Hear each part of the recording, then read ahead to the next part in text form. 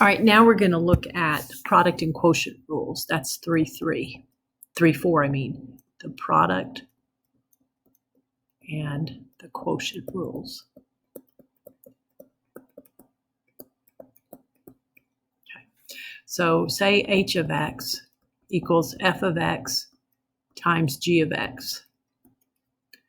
Then h prime of x can be found by doing the derivative of the first times the second, function, plus the first function times the derivative of the second. Okay. And you can do those. This is addition, this is multiplication, so you can do that really in any order. Okay. But you have to have the derivative of one times the other plus the derivative of the other times the first. Okay. All right, and then if you have a quotient, f of x over g of x, the derivative can be found by doing the function on the bottom, and later we'll use this phrase, the derivative of the function on top. So we say sometimes low d high. Let me just first do it. So you do bottom function times the derivative of the top minus the top function times the derivative on the bottom divided by whatever was on the bottom before. You square it. Don't do the derivative of it. Okay. And then sometimes we use this. We think of that as high, and this is the low function. And we think low d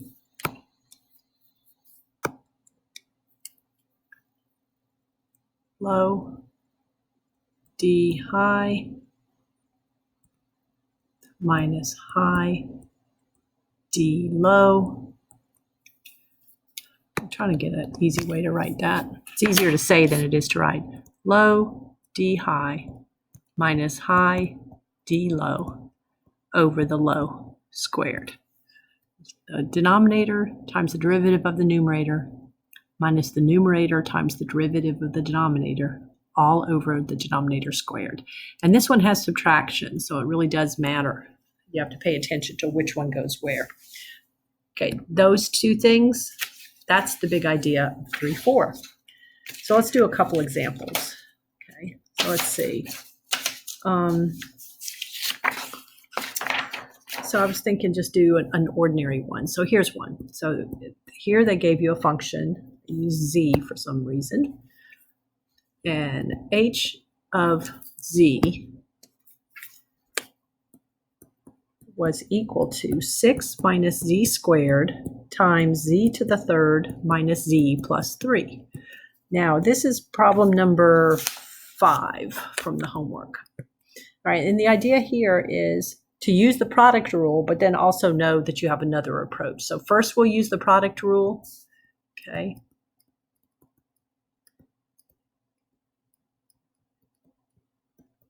And then we'll use the other approach there, where you could simplify that. You could expand out the product and then use just the power rule.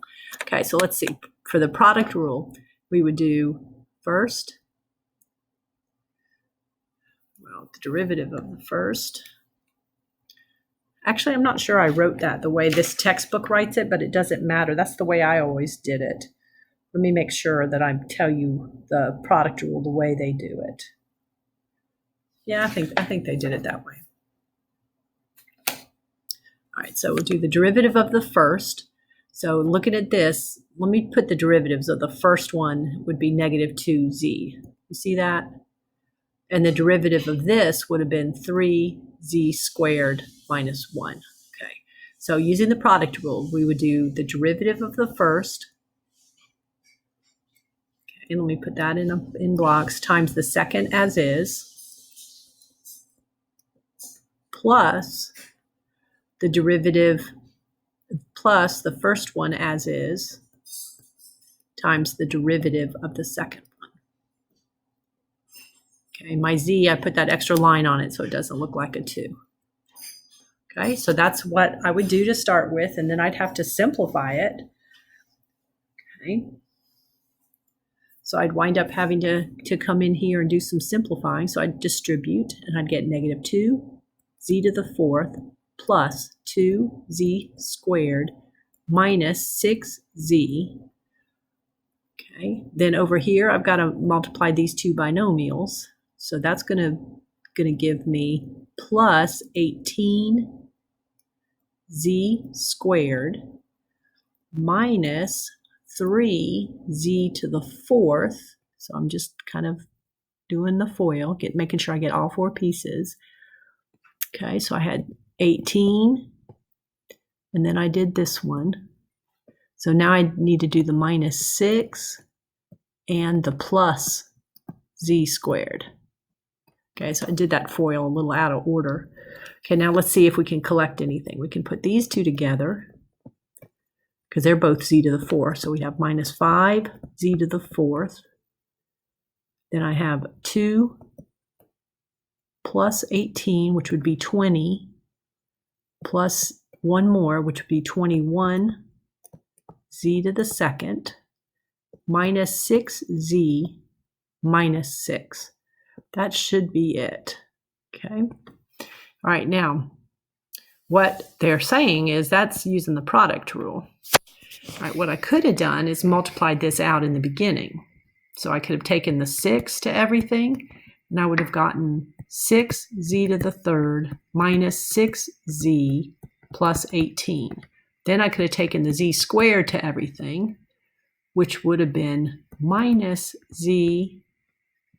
Let's see, so I'm doing that. That would be added, right? So that would be minus z to the fifth plus z to the third minus 3z squared. And all that is, that's still h of z. I haven't done the derivative yet. I just multiplied it all out.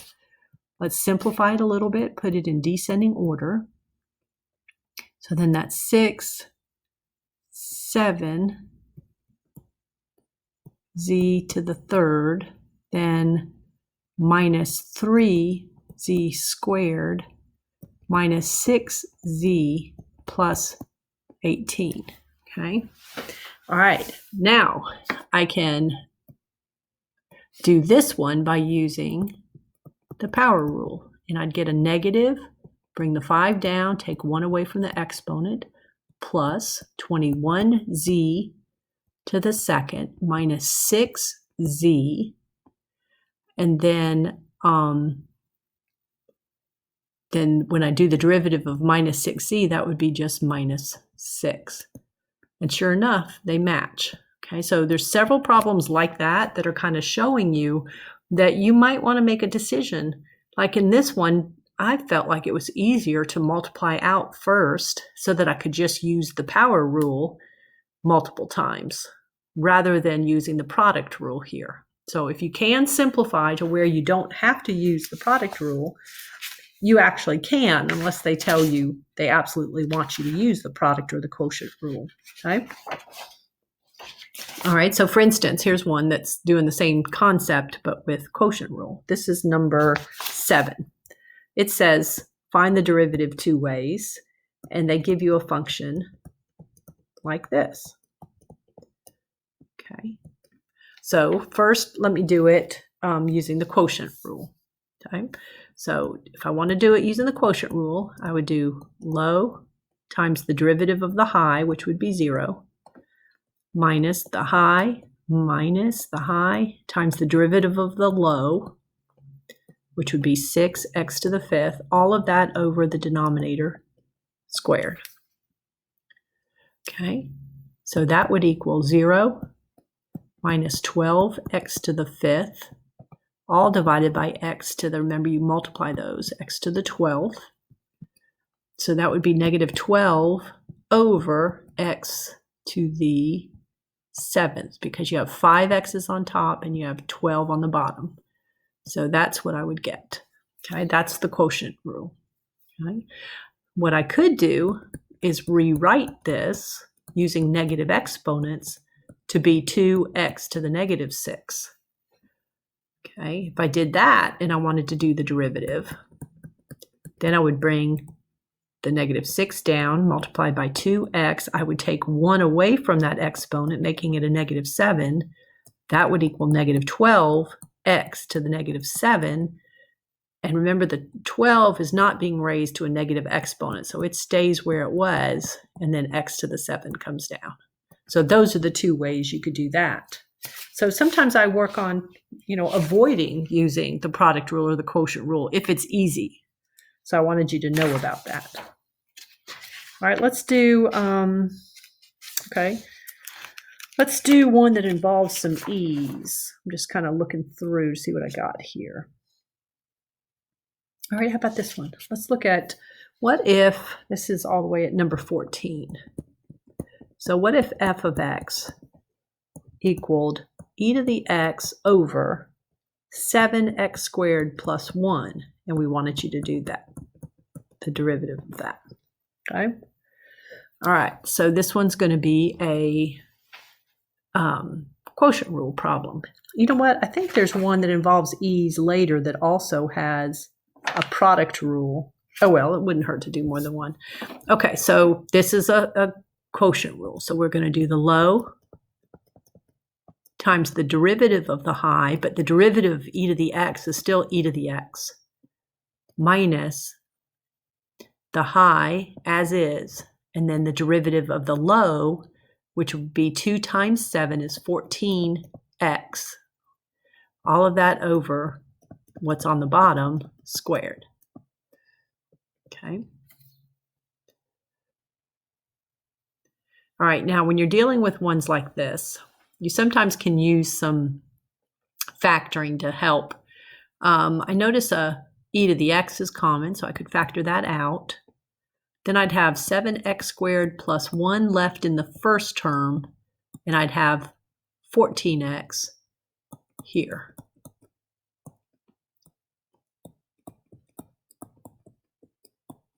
Okay, not a whole lot I can do there. So I would write it as e to the x, 7x squared minus 14x plus 1 all over 7x squared plus 1 quantity squared. Okay, so you just got to get used to using those formulas, and that low d high minus high d low over the low squared is going to be something you can say to yourself to try to get that straight. Okay. All right, let me see now. All right, let's do this one. This also has e's in it. Oops, 18. Okay, so it's also a quotient rule because I see the fraction. But see how the denominator has two functions down there being multiplied? So this one's going to be a little more interesting maybe. So let's try another one. Okay, so if I want to do the derivative, I'm thinking low derivative of the high, which is just 1, minus the function on top, as is, times the derivative of the function on the bottom. Now, this is the one that's going to be kind of long, because look at it as these two pieces, and it's a product rule. So this is like multiple rules.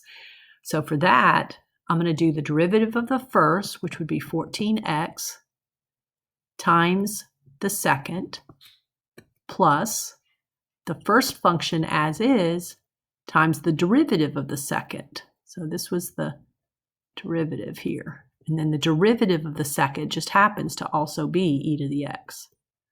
Okay? And then all of that is going to be over this quantity right here, raised to the second power. Okay, so let's see now, looking at that, if we can do some.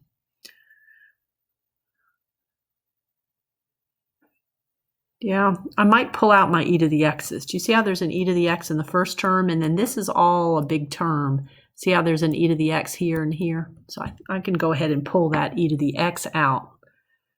All right, and sometimes I like to do that before I do a lot of multiplying. So let's see if this makes sense to you.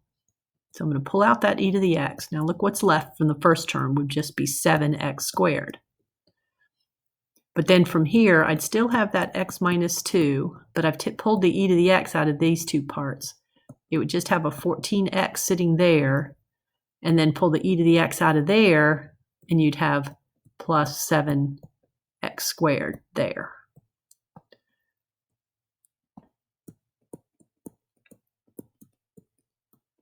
Okay, so that's what it's looking at like initially. Okay.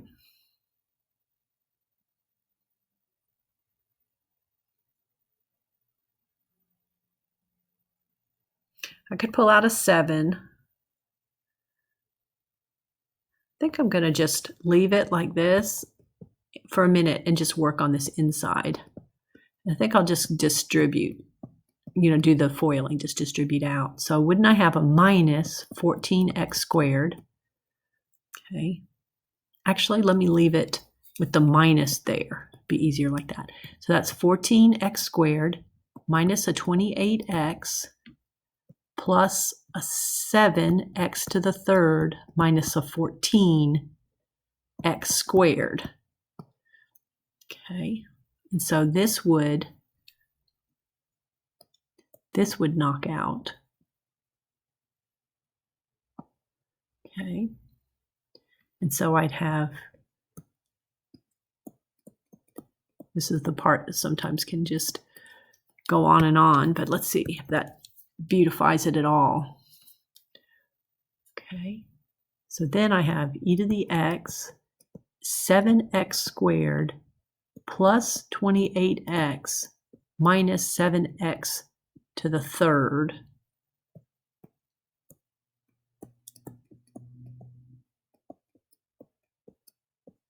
Okay. So I can pull out a 7 and an x from there, along with the e to the x that was already there. And I'd have just an x left there, a 4 left there, and an x to the second left here. Okay.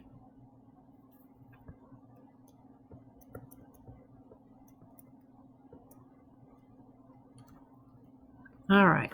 So I can do a little bit more because I can take that denominator and I can do a little bit. That denominator is really 7 to the second power, which is 49, x to the second raised to the second, and e to the x raised to the second. Okay, so I've really got that. And also I noticed that this had that x squared. I didn't notice it before. Maybe I should have written it this way and then maybe pull out the negative as well, because I don't usually like a leading term there. But you see how I can knock out the 7, can knock out an x, and then knock out one of those, leaving one. Okay. So I've got a negative x squared plus x plus 4 over all of this. Or if I put the negative out in front, then this would be x squared minus x minus 4 over that. Okay, so I wanted to do one where the simplifying, let me squeeze it a little bit, where the simplifying can be kind of bad. And sometimes I'll use factoring, and I could have maybe done right in here. See how there's a 7x common there, there, and there. So I really could have pulled out a 7x along with it.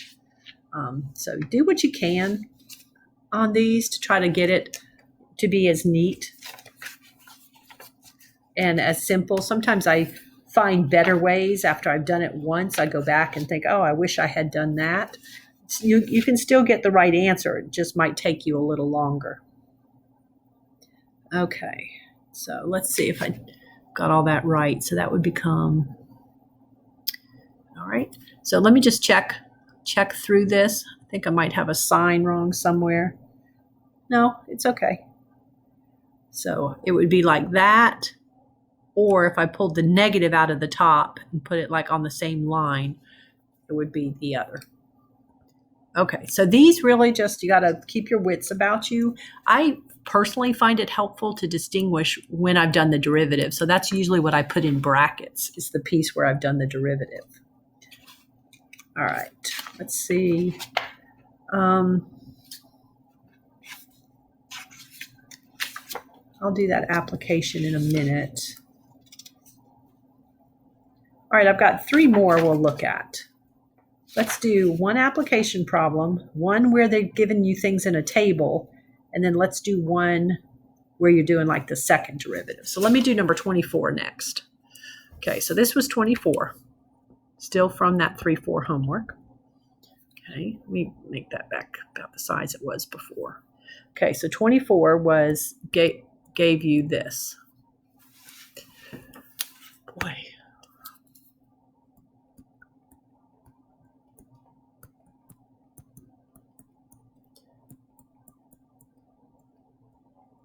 Okay, and you can't really simplify that because that's not a single term in the denominator. And if you did factor the numerator, okay, it doesn't cancel anything out. So it doesn't really help that much at this point to try to simplify. I looked at it, but it didn't really help. So when I go to do f prime of x, I got to use the quotient rule. So the low times the derivative of the high. Didn't really want to have that factored because then I would have had to use the product rule. So I like it all multiplied out like that. Okay, minus the function on top, high, derivative of the function on the bottom, which happens to be 1, over the denominator squared. Okay. All right, I don't really see anything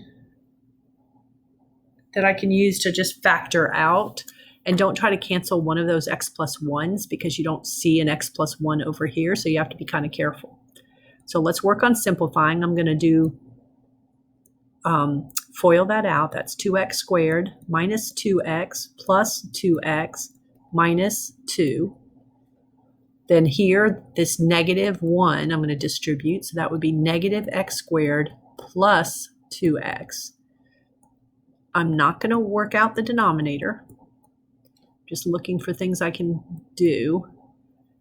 Okay, so 2x squared minus x squared would be 1x squared plus 2x. So I've done these two. It's 1x squared plus 2x minus 2.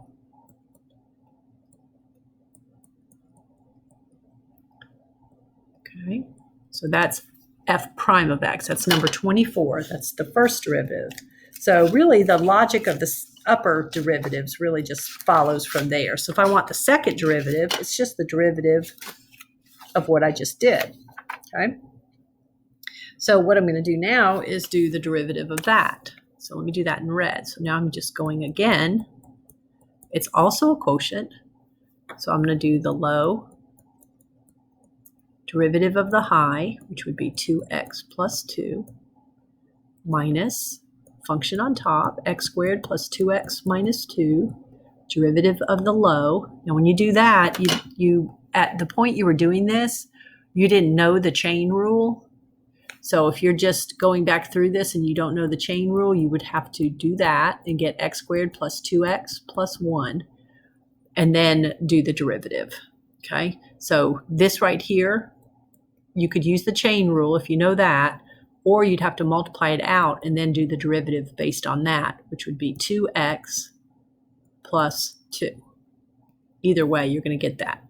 All of that over, okay. All right, let me make sure because I see it in 2 places. It makes me think I did something wrong. So let me try again. So low derivative of high, which is 2x plus 2, minus high derivative of the low, and because x plus 1 squared is x squared plus 2x plus 1, it does turn out to be that. Okay, so I double check that. Then what I'm going to do on top is, before I do all the multiplying out, because I don't want to have to take x plus 1 and square it and then multiply, I'm noticing this is common. So I'm going to pull that out and then see what's left, which is x plus 1 squared minus x squared plus 2x minus 2. All of that over x plus 1 squared. Well, I'm going to have to multiply out anyway, aren't I? So I'm not sure that was that big of an advantage. Okay. Maybe it'll help me a little. So when I multiply x plus 1 times itself, we did that earlier. That's x squared plus 2x plus 1. Don't forget to distribute that negative. Minus x squared minus 2x plus 2. Let me leave the denominator as is. Hey, did I remember to, no, I didn't. It was low d high minus high d low, and then the low should have been squared, and the low was already squared, so that should have been squared again. So this should be a 4 right here, shouldn't it? So let's fix that. Okay. All right, so now let's see if that cleans up inside that bracket any better. So that's x squared, that's gone. Minus 2x is gone. And then that's 1 plus 2, which is just 3. That's good. Okay. So really, I'm wanting to factor the 2 out. I get an x plus 1. Then I have that 3 still. So I'm going to knock out one of these, which will knock that down to the third power, and put those together.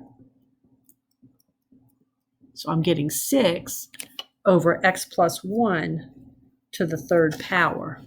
Okay, so this was number 24. And I'm doing that just to show you that it's pretty intuitive how you're going to do higher order derivatives. You just take the derivative of the previous. But watch it. Notice that mistake I almost made there. The denominator needs to get squared. So if it's already squared, you still have to square it again. Okay? All right. Let's do one with a table in it. How about, let's do a complicated one with a table. All right, this is 27. All right, so my 27 wanted me to do the derivative of this function. F of x times g of x divided by x.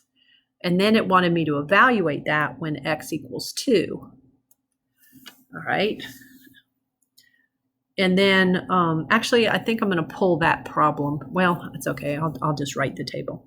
And then it gave me a table that had these values: f of x, f prime of x, g of x, g prime of x. And it had it for 1, 2, 3, 4, and 5, because they're going to vary where you evaluate it. Okay. But because we're going to be evaluating it at x equals 2, I won't write down the whole table. The values I'm going to care about are going to be located right here, aren't they? All right, but we'll see values everywhere, and you might be asked to evaluate it at 5 or 4, okay? So let me show you kind of the way to think about it. All right, so we need the derivative of this, which involves both product and quotient rules. So we're going to do, so what that's going to be equal to, it's going to be low times the derivative of the high, and it's a product. So we're going to have to do the derivative of the first times the second as is, plus the first times the derivative of the second. Okay, so that's just low d high. Okay, I wish I had written this a little bit lower. Let's see if I can just, let me just rewrite that down a little bit. Okay. All right, so let me do that again. So I'm using the low d high minus high d low. So low, the derivative of the high is a product. I have to use the product rule. So derivative of the first times the second as is, plus the first times the derivative of the second. Okay, then I have to do minus high, which is f of x, g of x, derivative of the low, which is 1, okay?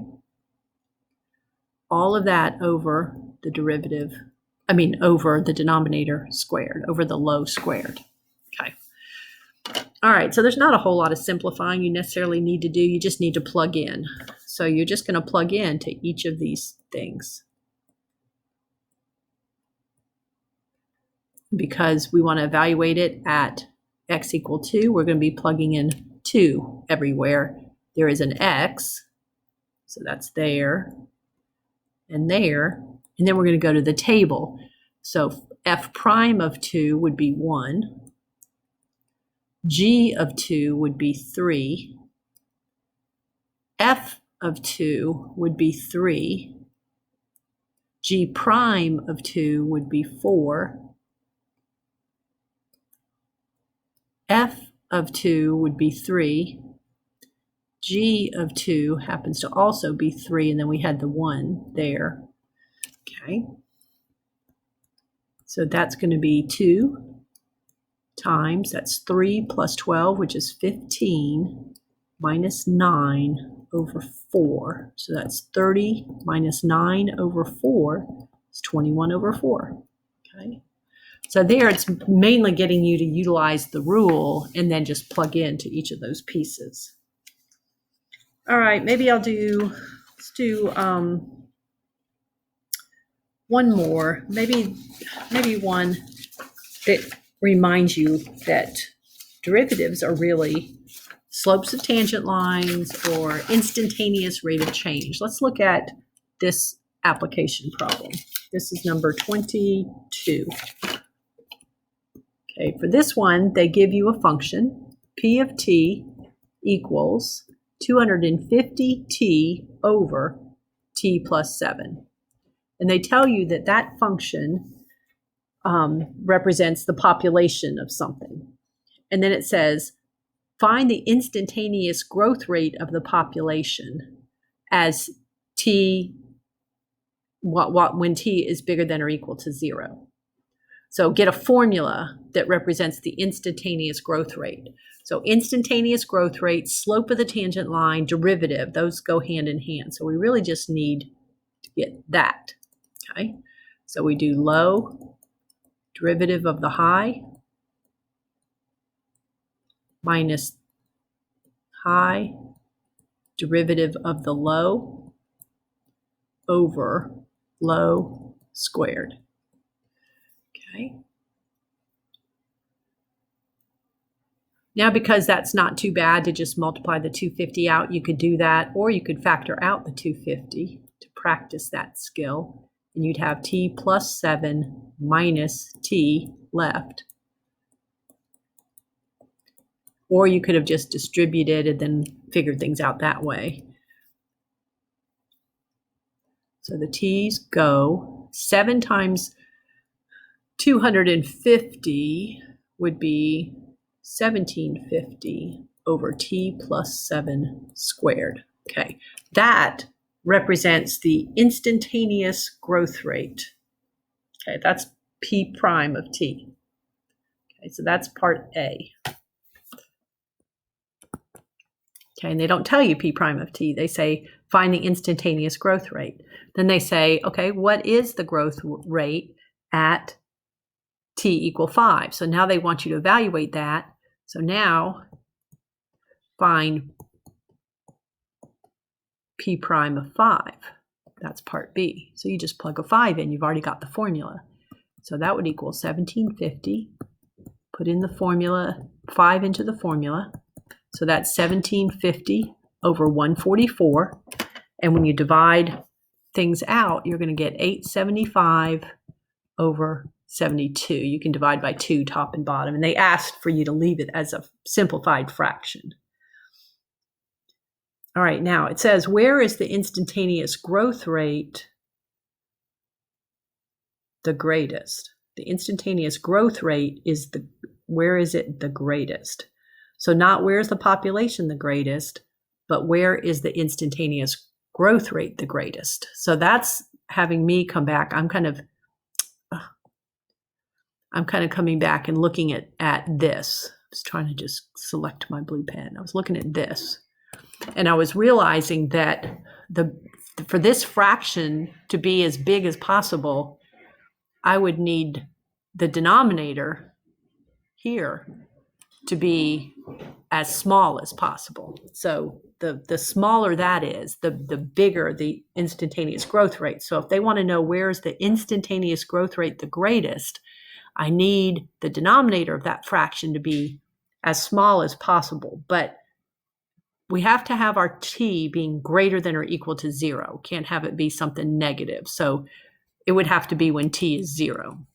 So on part C, it says the instantaneous growth rate is the greatest at t equals, it would be the greatest at t equals 0. It'd be even greater at t equals -7, but t is supposed to be bigger than or equal to 0. So that would be the answer to that. All right, then D is asking you to evaluate this limit. Find the limit, not of p of t, but of p prime of t as t goes to infinity. So when you look again at the p prime of t and you look at t getting bigger and bigger and bigger, when the denominator gets bigger and bigger and bigger, then the whole fraction goes to 0. Okay, so this whole fraction would be going to 0. Okay, that whole fraction would be going to infinity at t, not infinity, but it would be getting big as you let t get closer and closer and closer to -7. All right, and then what this means right here, to interpret that. So if the derivative equals 0, if the derivative of something equals 0, think about what would it have been so that the derivative would have been 0. It would have been that. Okay. That's what would have wound up being so what that helps me to understand is that the population must approach a constant value when your t gets bigger and bigger and bigger. Okay, let's go back up to the original one. Okay, so that's the population itself. So if we let that go to infinity, okay, get bigger and bigger and bigger, then the population actually approaches 250. You see that? So if we let if we looked at the limit, now that's not what was in that problem, but if we look at the limit of p of t as t goes to infinity, then you're looking at the limit as t goes to infinity of this. And when this and this both go to infinity, see how that we could use that algebraic idea where you divide by the highest power in the denominator. So it would be the same as the limit of that over t. Well, let me just divide by t there too. I think you can get that and divide by t there. Okay, so those are equal. And then when t goes to infinity, that's going to go to 0. And so the limit turns out to be 250. So the population is approaching a constant value. Okay, so what's happening, your answer to D was that the limit of this approaches 0, which means the slope is 0. When you go towards infinity, just means your graph must be approaching a horizontal line when you get to bigger and bigger values. Okay. All right, so the population graph